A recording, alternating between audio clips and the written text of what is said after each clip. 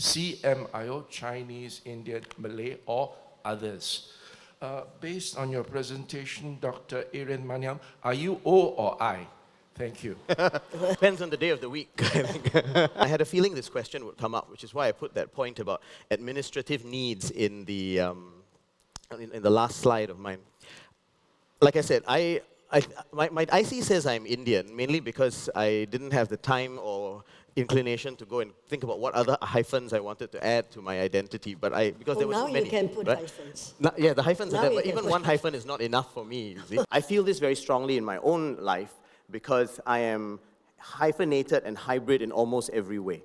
Right, I come from a multi-religious family. My father is half Tamil, half Portuguese Eurasian. My mother is part Pakistani, part Malay with a smattering of Chinese in her from my great-grandmother who was adopted by a Pakistani family but was ethnically Chinese.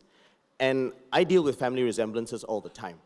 What I find myself unable to deal with are essentialist definitions. If anybody said to me that to be Indian means the following things and nothing else, or to be Muslim means something but nothing else, I would find that very difficult because I live with family resemblances rather than core, unchanging, and immutable essences. And that's okay, right? Because I think I have two ways to look at this. I can say, well, CMIO is going to be the be-all and end-all of what I am, and it is an indicator, a scale model of all of my complexity. Or I can say, well, there are certain administrative reasons why it exists, and the origin of the model actually was to honor the multiple ethnic groups that existed and ensure that they felt they had a clear symbolic place, right, in all of society.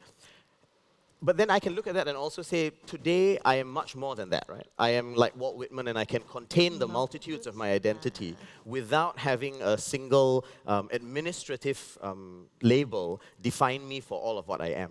So I agree with you that I think the CMIO label is imperfect, but it was never meant to capture all of our complexity either.